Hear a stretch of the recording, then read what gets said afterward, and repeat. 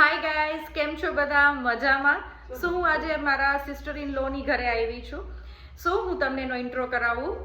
હાય, કેમ છો બધા? મજામાં? હા, આજે મારા ભાભીનું હાથનું મને બહુ ઊંધિયું ખાવાની ઈચ્છા થતી, તો આવી છે ને તો મેં એને કીધું તું ઊંધિયું બનાવી દે. મને ને જીતને બહુ ઈચ્છા હતી.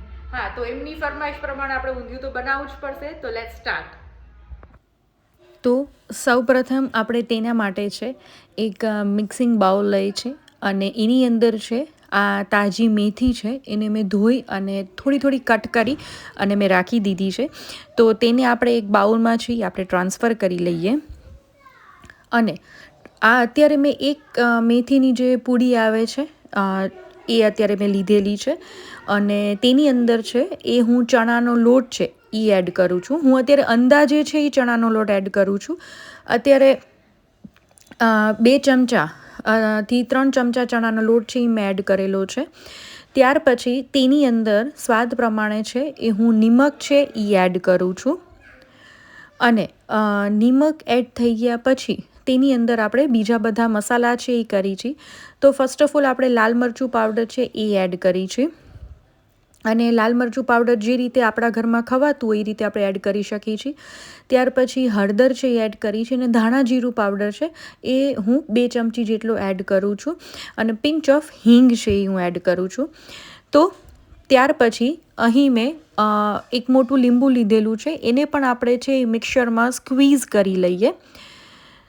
અને સ્ક્વીઝ કરી એ પહેલાં એની અંદર પિંચ ઓફ મેં ફૂલ સોડા છે એ એડ કર્યો છે, જેથી આપણી મૂઠડી છે એ ખૂબ જ સરસ નરમ અને ખૂબ જ સરસ છે એ તૈયાર બનીને આવે. અને એની ઉપર જ છે હું લીંબુ છે એ હાફ છે એ સ્ક્વીઝ કરી નાખું છું. અને ત્યાર પછી છે આને પ્રોપર રીતે છે હલાવશું. અને અહીં મેં આદુ લસણ મરચાંની પેસ્ટ છે એ મારી પાસે રેડી હતી, તો હું અરાઉન્ડ 1 થી 1.5 ચમચી જેટલી પેસ્ટ છે એ એડ કરું છું. જો તમારે આ પેસ્ટ સ્કીપ કરવી હોય તો તમે સ્કીપ પણ કરી શકો છો, કારણ કે આદુ લસણ મરચાં છે આપણે શાકમાં નાખતા હોઈએ છીએ, તો આ મૂઠડીને તમે પ્લેન રાખી શકો છો. ત્યાર પછી મોટી 3 થી 4 ચમચી છે એ હું તેલ એડ કરું છું, જેથી એનું ટેક્સચર છે એ સરસ પકડે અને મૂઠડી ખૂબ જ સરસ રીતે આપણી તૈયાર થાય. તો તમે જોઈ શકો છો કે હું આ રીતે છે એને મિક્સ કરતી જાઉં છું, કારણ કે મેથી છે એ મેં ધોયેલી છે, એના હિસાબે પાણી છે એ મેથીમાંથી છૂટશે અને ચણાના લોટને છે એ કવર કરશે. આમાં આપણે પાણી એડ કરતા નથી, ખાસ કરીને આપણે મૂઠડીમાં જે પાણી એડ કરતા નથી. આ સ્ટેજે મને હજી એવું ફીલ થાય છે કે થોડોક ચણાનો લોટ છે એ આપણે એડ કરી શકીએ છીએ. તો હું ચણાનો લોટ છે એ હજી હું આમાં એડ કરું છું. અને આપણે જોતા જઈએ છીએ કે આપણે કેટલા ચણાના લોટની છે એ નીડેડ રહે છે. તો તમે જોઈ શકો છો કે અત્યારે મેં છે એ 2 ચમચા મોટા છે એ એડ કરેલો છે ચણાનો લોટ, અને થોડુંક એની ઉપર છે એ લીંબુ હું સ્ક્વીઝ કરી દઉં છું. અને આપણે એને પ્રોપર રીતે છે એને હલાવી લઈએ છીએ. અને તમે આને તમારા હાથની ગરમીથી છે એ પ્રેસ કરતા જાઓ અને હલાવતા જાઓ, જેથી કરીને એનું ટેક્સચર તમને આ રીતે જ છે એ ખબર પડી જશે કે એક્ઝેક્ટલી કેટલું આપણે એનું બાઇન્ડિંગ છે એ જોશે અને આપણું જે બેટર છે એ તૈયાર થઈ જશે. તો તમે જોઈ શકો છો. સો આ મારા ઊંધિયાની રેસિપીઝ છે. તમને કેવી લાગી ચોક્કસથી મને કમેન્ટમાં કરીને કહેજો. અને તમે કઈ રીતે ઊંધિયું બનાવો છો એ પણ મને કહેજો. અને હું આ સ્ટેજે છે એ અરાઉન્ડ 1 થી 1.5 ચમચી જેટલી ખાંડ છે એ એડ કરું છું. અને આનો ટેસ્ટ છે એ ખાંડ લીંબુ નાખીને ગળપણ અને ખટાશવાળો છે એ મૂઠડીનો ટેસ્ટ રહે છે. અને એવી રીતે જ છે એ સારી લાગે છે. ખાલી એકલું તમે તીખાશ લઈને સારી નથી થતી. તો તમે જોઈ શકો છો કે આપણી નાની નાની મૂઠડી છે એ મેં ગોળી વાળી દીધી છે તેલવાળો હાથ કરી. અને તેલ છે એ આપણું ગરમ થાય છે ત્યાં સુધી આપણે વેઇટ કરી અને હવે ધીરે ધીરે છે એ મૂઠડીને આપણે એમાં એડ કરતા રહીશું. અત્યારે છે મેં મીડિયમ ટુ હાઈ ફ્લેમે છે એ ગેસ રાખેલો છે. ત્યાર પછી આ મૂઠડીને પકાવવા માટે તમારે સાવ લો ફ્લેમ ઉપર જ છે એને પકાવવા દેવી પડશે, કારણ કે જો તમે હાઈ ફ્લેમ ઉપર તમે પકાવશો તો બની શકે કે અંદરથી છે એ કચાશ રહેશે અને બહારથી છે એ ક્રિસ્પી થઈ જશે. પણ તમારે લો ફ્લેમ ઉપર જ છે એ આ મૂઠડીને પકાવવા દેવાની છે. અને આપણે જ્યારે એડ કરીશું ત્યારે 2 મિનિટ માટે મૂઠડીને છે એ અડતા નથી અને પછી હળવા હાથે છે આપણે એને ફ્રાય કરી લઈએ છીએ અને સાવ ધીમા ગેસે કરી છીએ. તો તમે જોઈ શકો છો કે આપણી મૂઠડી છે એ ખૂબ જ સરસ કલર છે એનો આવી ગયો છે અને આપણી મૂઠડી છે એ તૈયાર છે. તમે આને એકલી બી તમે ખાઈ શકો છો અને એ પણ એટલી જ સરસ ટેસ્ટી લાગે છે. અને ફ્રેન્ડ્સ, હું તો દર વિન્ટરમાં છે એ મૂઠડી પ્રિપેર કરી અને ફ્રીઝ કરી દઉં છું. 10થી 15 દિવસ માટે ફ્રીઝ કરી દઉં છું. મૂઠડીને કંઈ નથી થતું. તો એની ટાઈમ તમારે ઊંધિયું કરવું હોય અને મૂઠડી જો તમારી ફ્રીઝમાં છે એ તૈયાર પડી હોય તો તમારે જસ્ટ ખાલી ઊંધિયું પ્રિપેર કરી અને એનો વઘાર જ કરવાનો રહે છે. તો આ એક ટ્રીક બી તમે અપનાવી શકો છો. તો તમે જોઈ શકો છો કે આપણી મૂઠડી છે એ ખૂબ જ સરસ રીતે છે એ તૈયાર થઈ ગઈ છે અને આપણે એને છે એ બહાર કાઢી લઈએ છીએ અને ખૂબ જ ક્રિસ્પી થઈ છે. સો હવે એક આપણે કુકરમાં છે એ તેલ લઈએ છીએ અને આપણું જે તેલ વધ્યું હતું એ જ તેલ છે અત્યારે મેં આમાં લીધેલું છે. અને તેલ છે એ આપણે ઊંધિયામાં થોડુંક આગળ પડતું લઈએ છીએ જેથી તેનો સ્વાદ બી સરસ આવે અને આપણું શાક બી સરસ બને. હવે મારા વેજીટેબલ્સ છે એ બધા કટ થઈ અને રેડી થઈ ગયા છે. આપણે તેલ ગરમ થાય ત્યાર પછી છે એ આપણે વઘાર કરીશું. તો તેના માટે છે અહીં મેં 1 ચમચી રાઈ લીધેલી છે. રાઈ આપણી ફૂટવા લાગે ત્યાર પછી છે એ આપણે જીરું એડ કરી છે અને જીરું છે એ હું 2 ચમચી જેટલું જીરું છે એ એડ કરું છું. કોઈ પણ શાકમાં મને પર્સનલી જીરાનો ફ્લેવર વધારે ભાવે છે એટલે જીરું છે એ હું રાઈ કરતાં થોડુંક વધારે લઉં છું. પિંચ ઓફ હિંગ એડ કરેલી છે મેં અત્યારે અને 1/2 ટીસ્પૂન છે એ અત્યારે હળદર એડ કરું છું. ત્યાર પછી અહીં મેં આદુ લસણ મરચાંની પેસ્ટ પણ કરેલી છે અને અહીં મેં ડુંગળી છે એ મેં 2 ડુંગળી છે એ કાપેલી છે, ઝીણી ઝીણી ચોપ કરી લીધેલી છે. તેને હું પહેલાં તેલમાં નાખી અને પ્રોપર રીતે છે એ સોતે કરી છે અને સોતે થાય મીનવાઇલ આપણે તેની અંદર છે એ આદુ લસણ અને મરચાંને મેં ખાંડણીમાં છે એ ખાંડી દીધા છે.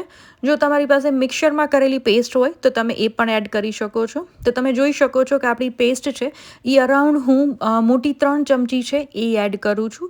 અને અહીં મેં છે મરચી લીધેલી છે જેથી કરીને તેમાં તીખાશ પકડાય. તો આપણે લાલ મરચાંનો પાવડર આપણે ઉપયોગ ઓછો કરી તો પણ આપણું ચાલી જાય. એના માટે મેં અહીં લીલી મરચી, આદુ અને લસણને છે એકદમ પ્રોપર રીતે છે ખાંડી લીધેલા છે. તો તમે જોઈ શકો છો કે આપણી ડુંગળી અને આદુ લસણ મરચાંની પેસ્ટ છે એ પ્રોપર સતળાઈ ગઈ છે અને તેલ છૂટું પડવા લાગ્યું છે. આ સ્ટેજે છે એ મોટા ચંક્સમાં મેં ટમેટાને કટ કરી લીધા છે અને તેને પણ છે આપણે પ્રોપર રીતે હલાવી દઈએ છીએ. જો તમારે ટમેટાની ગ્રેવી લેવી હોય તો તમે એ પણ લઈ શકો છો, પણ મને ચંક્સમાં વધારે પસંદ આવે છે તો મેં અહીં ટમેટાના છે ચંક્સ કટ કરી લીધેલા છે. અને આ સ્ટેજે છે એમાં સ્વાદ પ્રમાણે છે એ આપણે નિમક એડ કરી છે. તો હું શાકના ભાગનું નિમક છે એ એડ કરી દઉં છું. ત્યાર પછી ગુવાર, વટાણા, બટાકા અને સૂરણ એને મેં મોટા મોટા ચંક્સમાં છે એ કટ કરી લીધા છે અને પ્રોપર રીતે એને વોશ કરી અને પાણી નીતારી અને હવે મેં આમાં એડ કરી દીધા છે અને તેને પણ છે એ એકદમ સરસ રીતે છે આપણે મિક્સ કરતા જઈએ છીએ અને તેલમાં છે એ સોતે કરતા જઈએ છીએ. ત્યાર પછી ફ્લાવર અને ગુવાર છે એને પણ મેં લીધેલા છે અને તેને પણ છે આપણે આ જ રીતે પ્રોપર વોશ કરી અને એમાં એડ કરી દઈએ છીએ અને તેને છે એ પ્રોપર રીતે આપણે હલાવી દઈએ છીએ. અને મીઠું છે એ હું થોડુંક ઉપરથી એડ કરું છું. તો ફ્રેન્ડ્સ, તમે જોઈ શકો છો કે અહીં આપણે લાલ મરચું પાવડર છે એ આપણે એડ કર્યું છે અને ફરીથી લાલ મરચું પાવડર અરાઉન્ડ મેં 2 થી 2.5 ચમચી જેટલું લાલ મરચું પાવડર, પિંચ ઓફ હળદર અને એડ કરી અને હવે આપણે એને પ્રોપર રીતે છે આપણે એને હલાવી દઈએ છીએ. આપણે જ્યારે વરાનું શાક બનાવતા હોય કે કોઈ મિક્સ વેજીટેબલ સબ્જી બનાવતા હોય, ઊંધિયું છે, તાવો છે કે કોઈ પણ જે આપણે સબ્જી બનાવતા હોઈએ છીએ ત્યારે મેઇન પ્રોસેસ છે કે તમે એના બધા વેજીટેબલ્સને છે એ તેલમાં પ્રોપર રીતે તમે સાતળો અને બધા મસાલા છે એ તેલ સાથે જ ભળે તો જ એનો ટેસ્ટ છે એ એન્હાન્સ થઈને આવે છે. તમે સીધું પાણી એડ કરી દો છો તો એનો ટેસ્ટ છે એ બેલેન્સ નથી થતો અને એ ઇવનલી શાક છે એ તમને પ્રોપર બનીને બહાર નથી આવતું. તો હું અહીં તેલમાં છે ને ખૂબ જ છે પહેલાં ધીમા તાપે છે ને તેલનું કોટિંગ બધા શાકભાજીમાં આવી જાય અને થોડીક વરાળ બહાર મૂકવા માંડે ત્યાં સુધી આપણે છે ને સાતળી છીએ. ત્યાર પછી હું છે અહીં ખાંડ એડ કરું છું. પર્સનલી મારા ઘરમાં છે એ ખાંડ લીંબુવાળું ઊંધિયું છે હું કરતી હોઈ છું. અમને ખાલી તીખાસ ઉપર છે એ ઊંધિયું છે કે કોઈ સબ્જી છે એ નથી ભાવતી.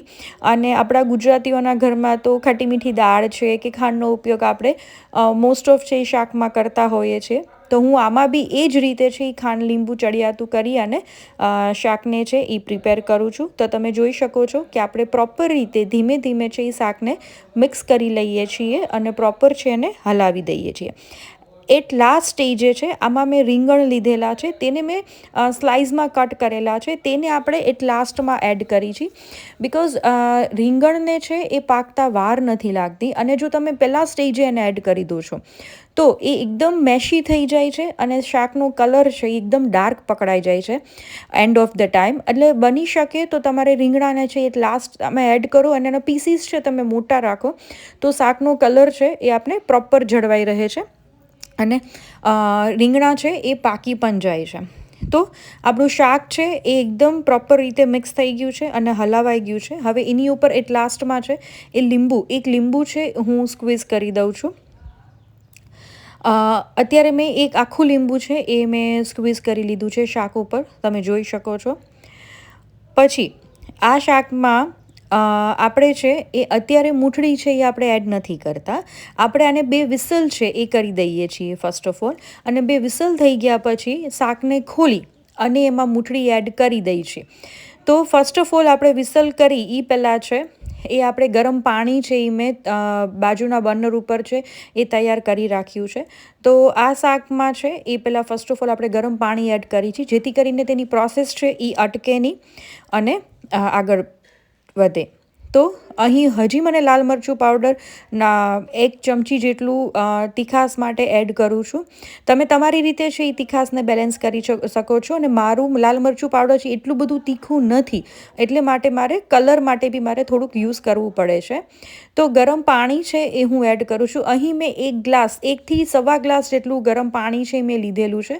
તમે તમારા શાકની ક્વોન્ટિટી પ્રમાણે પાણી લઈ શકો છો. આપણે બહુ પાણી એડ કરતા નથી કારણ કે ટમેટાં છે, રીંગણા છે એ બધા પોતપોતાનું પાણી છે એ છોડશે. અને જો વધારે ક્વોન્ટિટીમાં તમે પાણી એડ કરશો તો છે એ આપણું શાક થોડુંક લિક્વિડ ફોર્મમાં આવી જશે, પણ એ આપણે જોતું નથી. સો ગાઈઝ તમે જોઈ શકો છો કે મેં 2 વિસલ કરી નાખી છે અને તેની ઉપર હવે હું મૂઠડી છે એ એડ કરી દઉં છું અને આપણે આને કુકરને બંધ કરી દઈ છીએ અને જસ્ટ એને વરાળે જ મૂઠડીને છે એ એમાં બેસવા દઈ છીએ.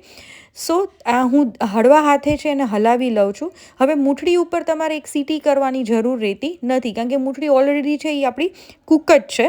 તો આ રીતે ધીમા ગેસે હળવા હાથે છે એ આપણે એને શાકને છે એ હલાવીએ છીએ અને તમે આનું કુકરનું ઢાંકણું બંધ કરી દો એટલે મૂઠડી છે એ એકદમ પલળી જશે અને ખૂબ જ સરસ છે એ આપણું શાક છે એ પ્રિપેર થઈ જશે. સો ફ્રેન્ડ્સ હું મારા ઘરમાં છે આ રીતે ઊંધિયું બનાવું છું અને મારા નણંદને છે મારા હાથનું ઊંધિયું ખૂબ જ ભાવતું હોય છે. સો એટ લાસ્ટમાં છે મેં 1 ચમચી ધાણા જીરું પાવડર છે એ ઉમેરેલું છે.